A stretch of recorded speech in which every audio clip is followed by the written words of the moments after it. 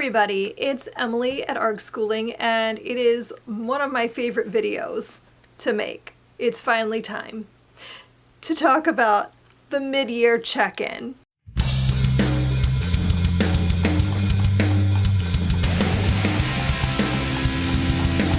So it's June, which means we are halfway through the year, and I can talk about where I am in my reading year and do the mid-year book freakout tag.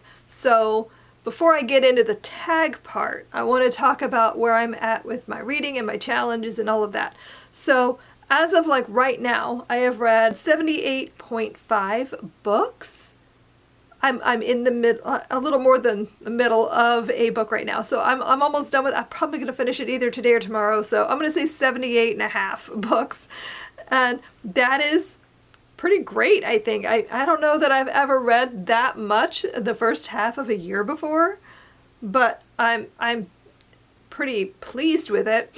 And then as far as my challenges go, what I'm doing with that, I'm doing the Build Your Library Reading Challenge, and I have done 30 out of the 40 prompts, so I have 10 prompts left. The book I'm reading right now is going to count towards one of the prompts, so I'm really doing great with that. I'm very excited that I could potentially finish it again, because honestly, last year was the very first time ever that I 100% completed a reading challenge with prompts. So that was super exciting. I think I'm going to be able to do it again this year. I'm doing the buzzword reading challenge, which how I'm doing it is whatever the buzzword is for the month, I have to read one book that fits that prompt. So I've done that every month so far. I haven't missed it. I'm feeling really good that I'll be able to finish it out the rest of the year too. I am a little nervous because I think the later months have some that I'm a little bit iffy on what I'll read. I have the holiday words in December, which I don't read a lot of holiday-ish books, but I might have something on my shelves that I can do for that would count. So I don't know. We'll see. We'll see what happens, but I'm pretty confident that I'll finish that. I'm also doing one graphic novel every month, and I've been successful in completing that each month. As far as my TBR jar goes, I think I've been doing pretty well with that. I've read at least one book per month that fits that, and so my best month was middle grade March, which technically was not a TBR jar prompt, but I was counting it as that because I've got a lot of middle grade on my shelves I needed to read, and I read 5 books for that. So I think I'm doing pretty well. And then for the 12 recommendations from 12 friends, I've been able to read a book a month. And I've been pulling titles out of a jar, which I think is key for me to actually completing things, is having either something to check off or pulling something out of a jar. I don't know. I'm very motivated in that way. So having a plan for those books instead of just, I'm going to read these 12 books. Because let me tell you, I made that video earlier in the year about 24 books I want to read in 2024, and I think I've read one of them because I had no plan. I just had a bunch of books I wanted to read. So when I don't give myself a way to do it, it doesn't happen. Let's talk DNFs, because I feel like I've had the least, and see, I say that, but this is the first time I've ever tracked it. But it feels like this is the least amount of DNFs I've ever had, because I tend to just not finish things I'm not enjoying. If I'm not into it or whatever, I just drop it, and I never even think about it again. But I've only had five DNFs this year. And 2 that are on hold. Those are books that there was nothing wrong with them. I wasn't not enjoying it. I just not in the mood, or I want to finish it later. So I have 2 books that fit that. So I don't really count those as DNFs because I do plan to come back. But the 5 books I've DNF'd were all things that I thought I would enjoy, but ended up not enjoying at all. And that's not bad for the amount I've read this year. To only have 5?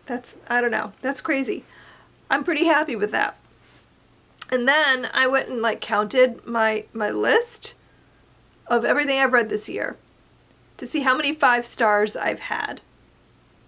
And I've had 30 5-star reads out of 78, which is wild to me. And I'm trying to think to myself, like, am I not being picky enough? Am I giving 5 stars too frequently? Like, I feel like I used to be like very strict about it. Like, a book had to blow my mind to get 5 stars. But now I feel like if I really had a good time, I give it 5 stars. So I don't know. I don't know how many of those I would go back on. I know there's at least one that I was like, actually that was probably a 4-star, but for the most part, I'm feeling pretty good. Like those were 5-star reads. Those are books that I really, really enjoyed. Why don't we go ahead and get into the questions and talk about like the rest of it, shall we? The first question is, what are the best books you've read so far this year? And I'm going to like categorize these because I had 3. We'll do this by like a book that is fiction, a book that is nonfiction, and a middle grade. So for a fiction book, my favorite so far has been The Girl with the Louding Voice by Abi Dare. This is phenomenal. Like one of my favorite things I've ever read, and I can't wait for the sequel. This is a story about a girl named Aduni who lives in Nigeria, and her mother has died, and her father just doesn't really know what he's supposed to do with her. Like, the only worth she has to him is what he can get from her marriage. So he marries her off when she's 14, which is devastating for her because her life's dream is to get her education and become a girl with a louding voice, to make something of herself. So the whole story is about her overcoming all the obstacles in her path that are keeping her from getting her education, and how she's ultimately able to get through that to better herself. And it is so good. Like, I highly recommend the audiobook. It's phenomenal. The narrator is amazing and brings so much to the story. And it's so moving and it's inspiring, and I loved this. And the sequel comes out in August, and I cannot wait to get my hands on it. For nonfiction, I have to talk about The Postcard by Anne Berest. This was absolutely amazing. I read this for book club, and we had a really great discussion. This is kind of a memoir about the author's family. She's writing it about herself and her experiences doing this research, but she's also writing about her family members that died or survived the Holocaust. And this book is one of those books that I'm like, everybody should read this at some point in their life because this is super important. The way she writes about anti-Semitism and the way she talks about her family and their experiences and like the ordinariness of life in that time, even when you're struggling, even when you're like just trying to survive something horrific. This book is great, and I just want everyone to pick it up. It's beautiful and moving. And then for the middle grade, I want to talk about The 10th Mistake of Hank Huberman by Jennifer Chaldanko. I've already talked about this book before in another video, so I won't go super in depth, but this is a middle grade contemporary story about a boy named Hank who has way too much responsibility on his shoulders. His mother is aloof in general, and she's disappeared on him, and he's been alone with his little sister Boo for a week now, and he doesn't know what to do. And they're about to be evicted from their apartment, so he does the only thing he knows to do and goes to this woman's house who is, to him, just a name on a permission slip. That's the emergency contact his mother left behind on a field trip form. And so he goes to this woman's home, and explains that his mom has been gone and he doesn't know what else to do, and she takes them in. And the story is about him trying to locate his mother and find out what happened to her, trying to survive this whole ordeal while still sticking together with his little sister. And it's beautiful and sad and frustrating to read because you just want to like shake his mother.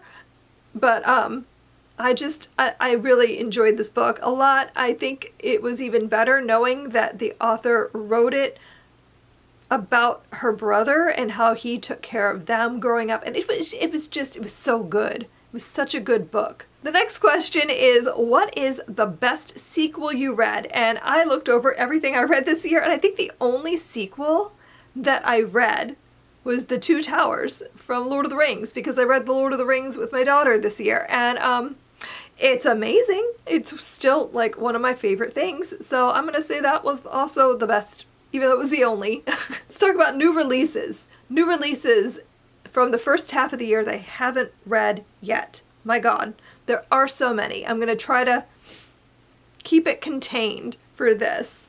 But I really want to read James by Percival Everett. This is a reimagining, I guess, a retelling of the adventures of Huckleberry Finn, but told from Jim's perspective, which sounds like it's going to be amazing. I've heard really good things. I just got Horror Movie in the mail this week, and I am so excited to read this. This is Paul Tremblay's newest book.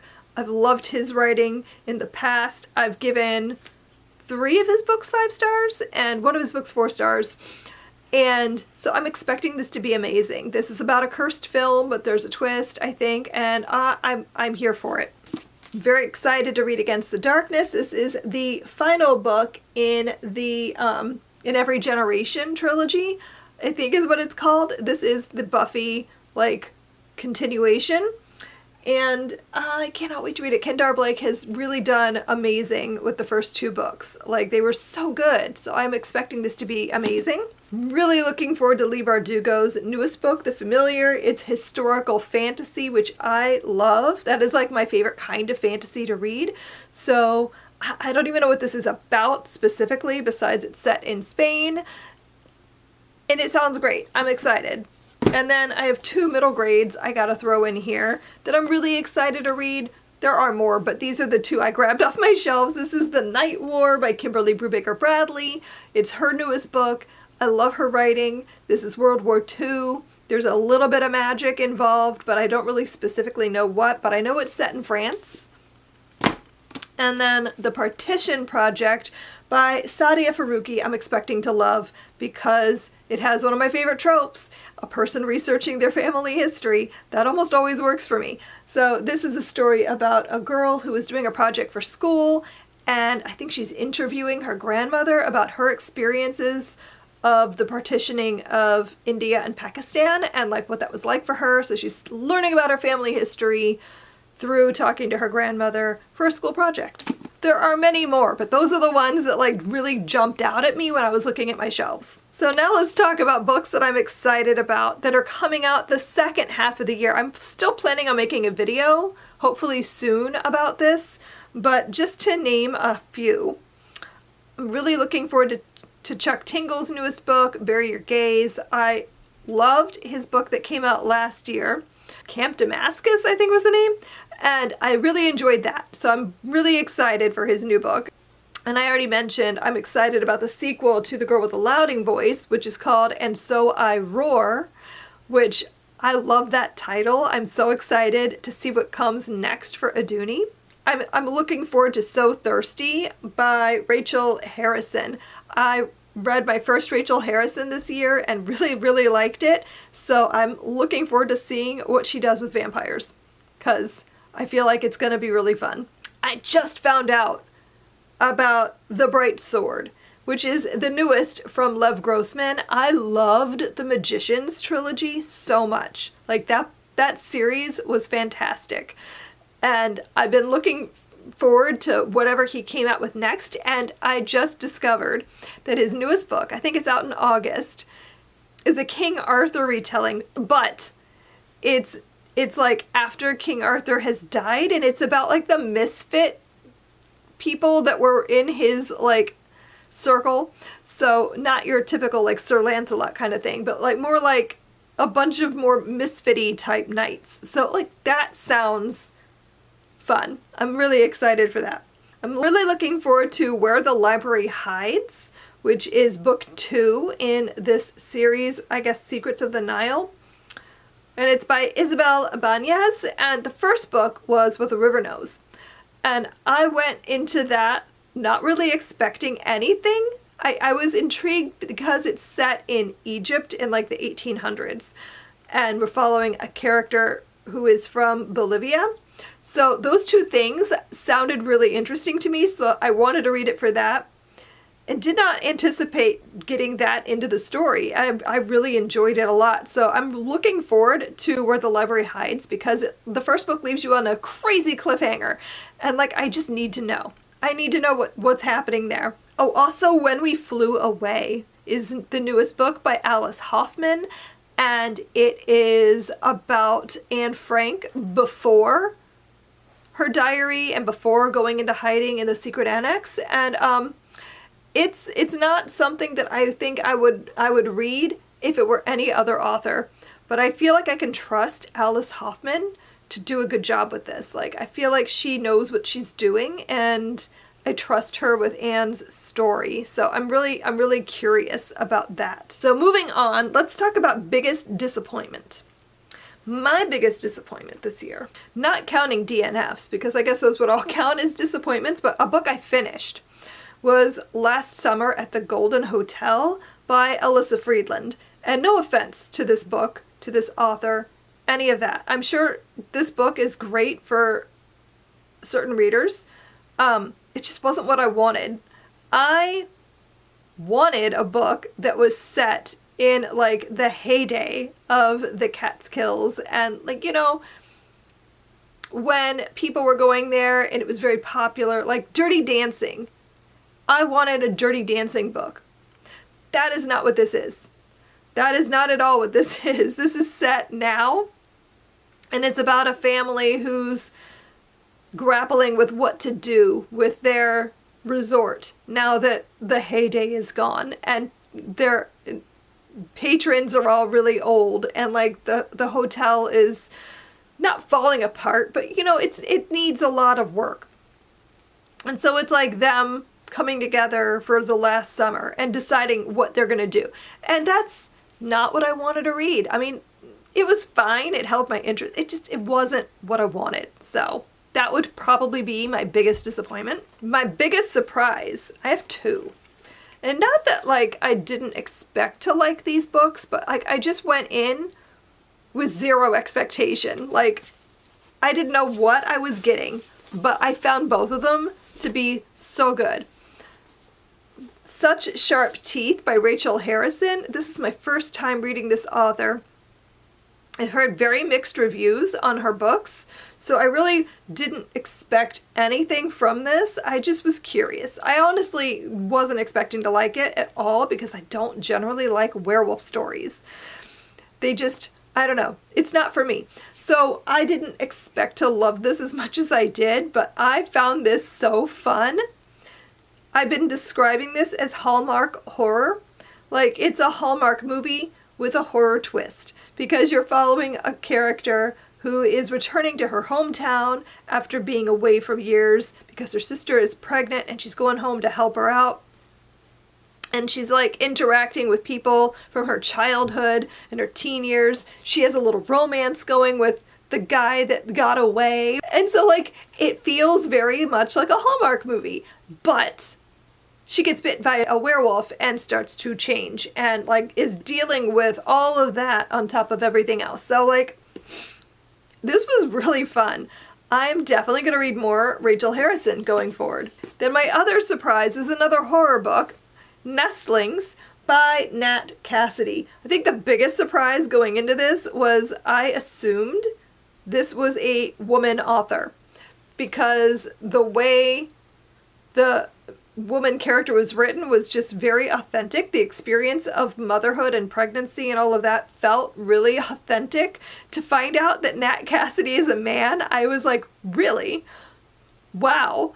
That was phenomenal writing of a woman character.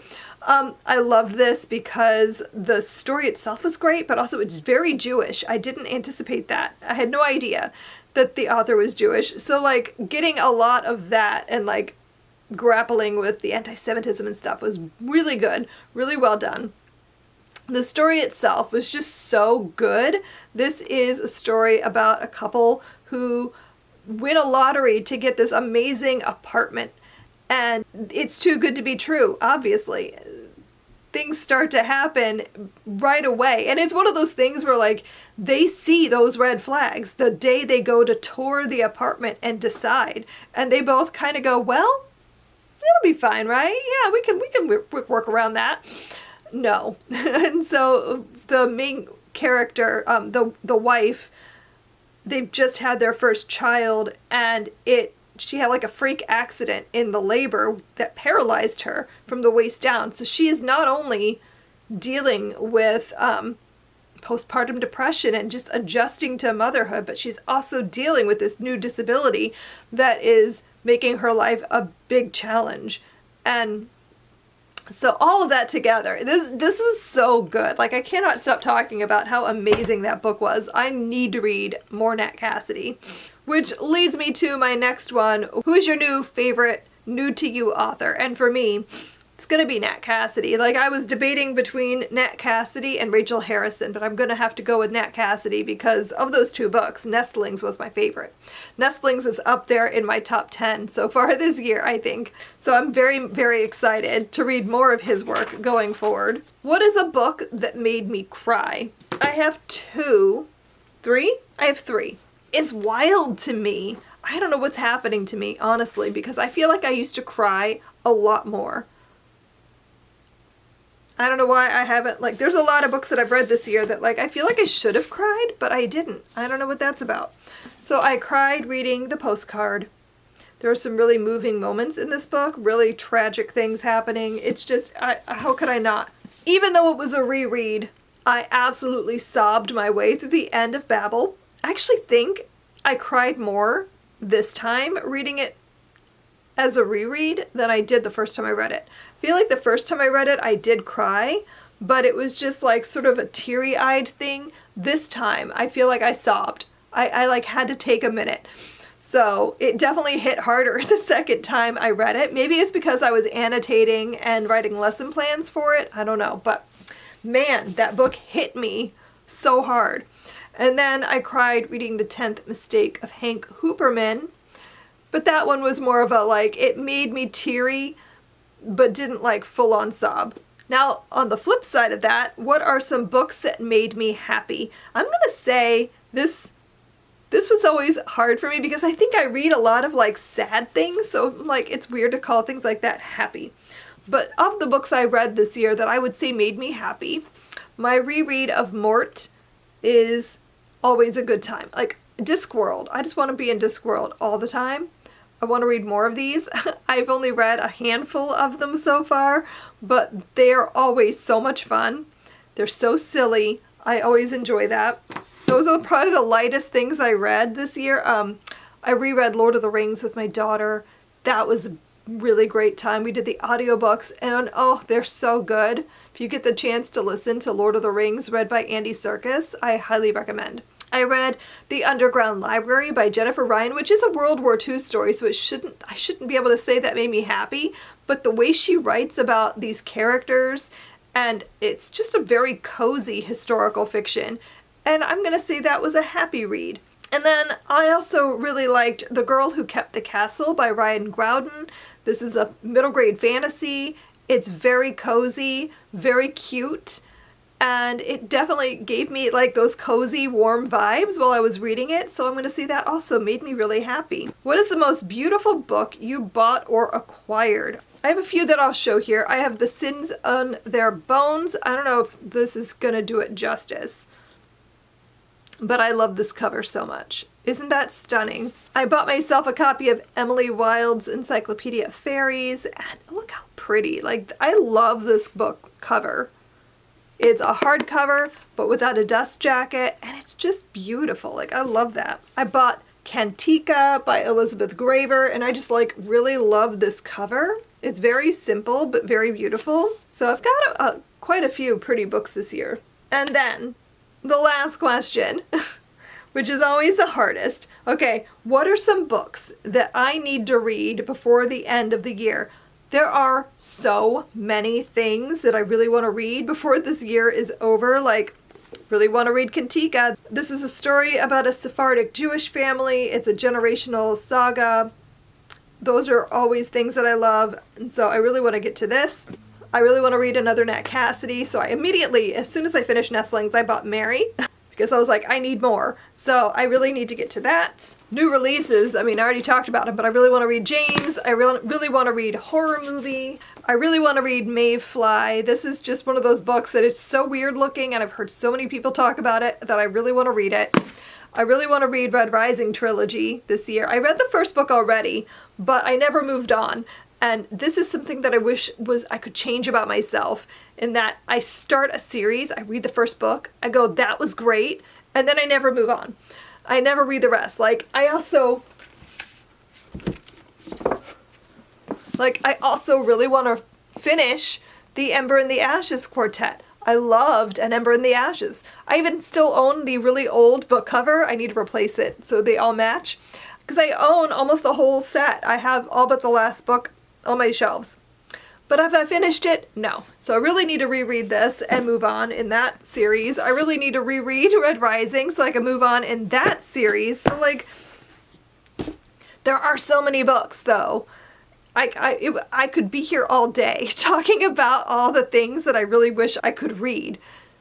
There's way more books than time, sadly. But yeah, I want to read all the things. So that's going to be it for this video. I'm having a great reading year so far, and I'm really excited to see how the rest of my reading year goes. There are so many books that I think I'm going to be obsessed with coming up later in the year. So I'm excited to get to them. So thank you so much for watching. Let me know down below in the comments how your reading year is going so far. I would love to hear about it. Thanks so much for watching, and I will see you guys in my next video. Happy reading. Bye.